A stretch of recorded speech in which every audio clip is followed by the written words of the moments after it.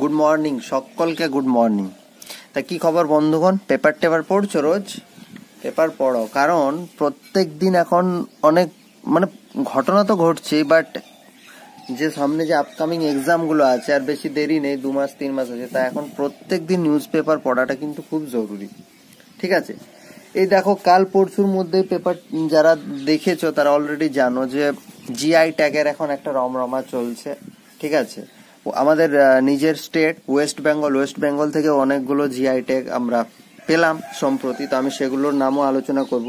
But তার আগে আজকে আমরা স্পেশাল, আমার আজকে যে ভিডিওটা বানানোর উদ্দেশ্য সেটা হচ্ছে কাই চাটনি।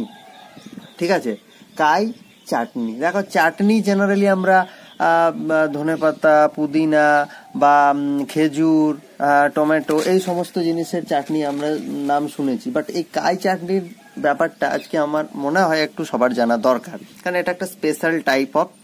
তো কাই চাটনিতে ঢোকার আগে আমরা কি নিয়ে পড়ছি না, আমরা জিআই ট্যাগ, যে সমস্ত প্রোডাক্টগুলো বিভিন্ন স্টেটের যে সমস্ত প্রোডাক্টগুলো জিআই ট্যাগ পাচ্ছে তাদের সম্পর্কে আমরা আলোচনা করব। তো জিআই ট্যাগ কি জিনিস সেটা একটু জেনে নেওয়া যাক। তো দেখো জিআই ট্যাগের এই জিআই এর ফুল ফর্ম হচ্ছে জিওগ্রাফিক্যাল ইন্ডিকেশন। জিআই এর ফুল ফর্ম হচ্ছে geographical indication, a sign used on product. কিসের উপর দেওয়া হয়? প্রোডাক্টের উপর দেওয়া হয়, বিভিন্ন দ্রব্যের উপর, বিভিন্ন কমোডিটির উপর দেওয়া হয়। Which have a specific geographical origin, যে জিনিসটার একটা স্পেসিফিক অরিজিন আছে, মানে পার্টিকুলার সেই এরিয়াতেই পাওয়া যায়। ঠিক আছে, সেই এরিয়ার ওই জায়গার ওই জিনিসটা হচ্ছে ফেমাস, এরকম একটা জিনিসের উপর দেওয়া হয়। And possesses qualities that are due to that origin. ঠিক আছে, যেমন দার্জিলিং এর চা, স্পেশাল চা অনেক জায়গাতেই পাওয়া যায়, আসামেও পাওয়া যায়, বাট দার্জিলিং এর চা ওটা হচ্ছে একটা স্পেশাল ইম্পর্টেন্স দেওয়া হয়। ঠিক আছে, তো এই হচ্ছে জিআই ট্যাগ। তো এ সম্পর্কে একটা স্ট্যাটিক কোয়েশ্চেন বলে রাখি যে ভারতবর্ষে এখন যদি হিসেব করতে যাও অনেক দ্রব্য আছে যারা জিআই ট্যাগ পেয়ে গেছে বিভিন্ন স্টেটের। তো তোমাকে এখান থেকে একটা জিনিস জেনে রাখতে হবে যে ভারতের কোন কমোডিটিটা সর্বপ্রথম জিআই ট্যাগ পেয়েছিল। আই থিঙ্ক 2004-05 or 2003-04, 2003-04 বা 2004-05 এরকম হবে সালটা। তো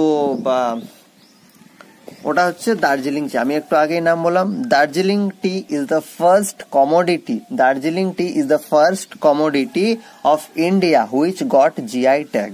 ওকে, এরপর আমরা চলে যাচ্ছি কাই চাটনির ব্যাপারে। তোমরা যারা নিউজ পেপার দেখো তারা বুঝতে পারবে যে উড়িষ্যার যে ময়ূরভঞ্জ ডিস্ট্রিক্ট আছে, সেই উড়িষ্যার ময়ূরভঞ্জ ডিস্ট্রিক্টে কাই চাটনি এটা সম্প্রতি জিআই ট্যাগ পেল। জেনারেলি কি হয়, এই যে কাই চাটনির জন্য ওই ময়ূরভঞ্জ কাই সোসাইটি লিমিটেড যে আছে, সেই ময়ূরভঞ্জ কাই সোসাইটি লিমিটেড 2020-তে জিআই ট্যাগের জন্য অ্যাপ্লাই করেছিল। ফাইনালি 2024-এ গিয়ে তারা সেই স্বীকৃতিটা পেল। এরপর আমরা এই কাই চাটনি সম্পর্কে একটু বোঝার চেষ্টা করব।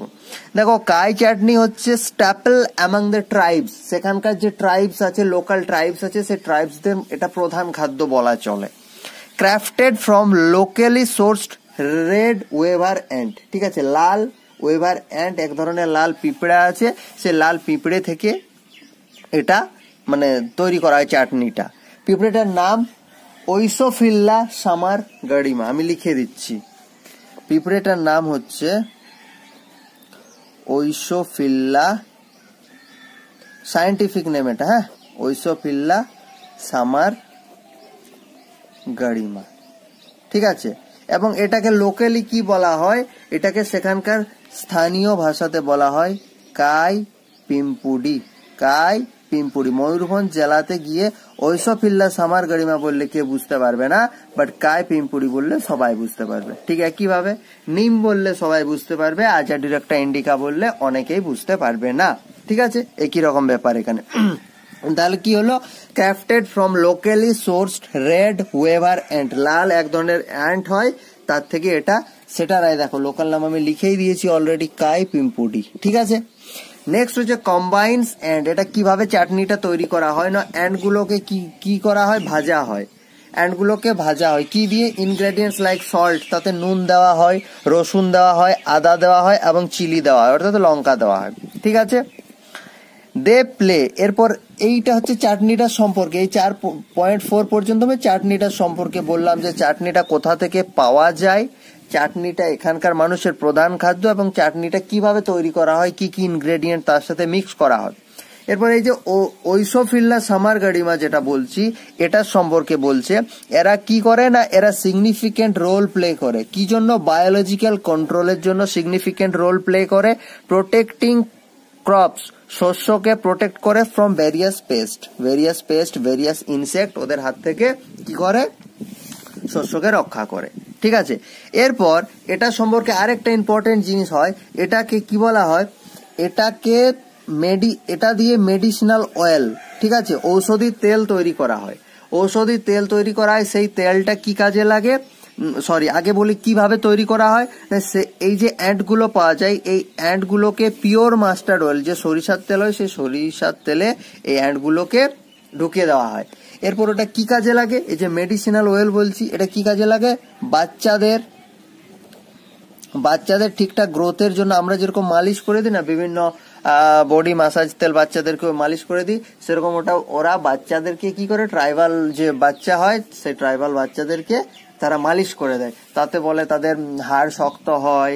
হ্যাঁ, মানে বিভিন্ন হেলথ কনসাসের জন্য এটা করা হয়। ঠিক আছে, আচ্ছা, এই যে আমরা বললাম এই যে এই তেল এদের মেডিসিনাল দিকটা বললাম, এই বিভিন্ন কারণের জন্য একে nutritional security of tribal people বলা হয়। ঠিক আছে, এটা দিয়ে বড় প্রশ্নও কিন্তু কম্পিটিটিভ এক্সামে আসতে পারে। এই কাই চাটনির ব্যাপারে জানতে চাইতেও পারে। ঠিক আছে, তাহলে মনে রাখবে ওইসোফিল্লা এমসিকিউর জন্য ওইসোফিল্লা সামারগাডিমার কথা, এবং ডিফারেন্ট রিজন আছে। এই একটা তো মেডিসিনাল অয়েল বাচ্চাদের জন্য এটা হয়, এবং এটা নিউট্রিশন দেয়, সেই জন্য এদেরকে কি বলা হয়, nutritional security of tribal people. তাহলে আই হোপ আমি জিআই ট্যাগ কি জিনিস এবং এই কাই চাটনি সম্পর্কে আমি বোঝানোর চেষ্টা করলাম।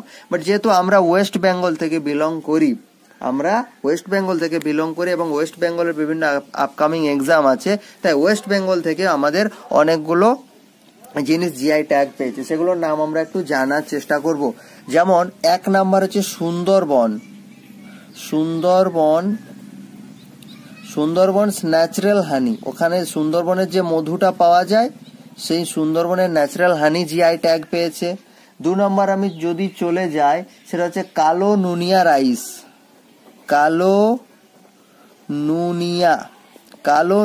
রাইস, এটাও জিআই ট্যাগ পেয়েছে। এটা পাওয়া যায় জেনারেলি জলপাইগুড়ি। এই জায়গাটা মনে রাখতে হবে, কারণ জিআই ট্যাগ পাওয়ার ক্ষেত্রে জায়গাটার ইম্পর্টেন্স কিন্তু অনেকটাই। 2 নম্বর গেল কালো নুনিয়া রাইস। 3 নম্বর আমরা যদি চলে যাই, চলে যাব মুর্শিদাবাদের গারাদ, এবং এই গারাদের সাথে কোরিয়াল বা কোডিয়াল, এইটা হচ্ছে শাড়ি। ঠিক আছে, কোরিয়াল। তাহলে সুন্দরবনের ন্যাচারাল হানি, কালো নুনিয়া রাইস হচ্ছে জলপাইগুড়ির, মুর্শিদাবাদের গারাদ এবং কোরিয়াল শাড়ি। আর একটা 4 নাম্বার পয়েন্ট আমরা যদি যাই, 4 নাম্বার পয়েন্টে নদিয়া এবং ইস্ট বর্ধমানের, এটাও শাড়ি। নদিয়া এবং ইস্ট বর্ধমানের শাড়িটার নাম হচ্ছে তাঞ্জেল, TANGAIL, এই শাড়িটা। ঠিক আছে, এইটা পেয়েছে ওয়েস্ট বেঙ্গল থেকে জিআই ট্যাগ পেয়েছে। তাহলে এই নামগুলো কিন্তু আমাদেরকে মনে রাখতে হবে। কারণ কি, কারণ আমরা ওয়েস্ট বেঙ্গল থেকে বিলং করি এবং আমরা ওয়েস্ট বেঙ্গলের এক্সাম দেবো। এমন না যে কাই চাটনিটা মনে রাখবো না, কাই চাটনিটা মনে রাখবো। এই যে এটা দিতে পারে nutritional security of tribal people হিসেবে নিচের কোনটি পরিচিত দিয়ে তোমাকে এই কাই পিম্পুদি দিতে পারে, এইগুলো দিতে পারে, হোয়াটএভার। ঠিক আছে, যত পারবে ইনফরমেশন গ্যাদার করে রাখো। ওকে, আমার আজকের উদ্দেশ্য ছিল জিআই ট্যাগ সম্পর্কে বোঝানো, জিআই ট্যাগ সম্পর্কে জাস্ট একটা বেসিক আইডিয়া দেওয়া, সাথে কাই চাটনি পড়লাম, এবং কাই চাটনির সাথে সাথে রিসেন্টলি ওয়েস্ট বেঙ্গল থেকে যেগুলো জিআই ট্যাগ অ্যাচিভ করেছে সেগুলোর কথা আমরা জানলাম। আজকে এটুকুই, পরের দিন আবার অন্য কোনো টপিক নিয়ে আলোচনা হবে। Thank you. আর এই ভিডিওগুলো যদি ভালো লাগে, লাইক, সাবস্ক্রাইব আর শেয়ার অবশ্যই করে দেবেন। Thank you, have a good day.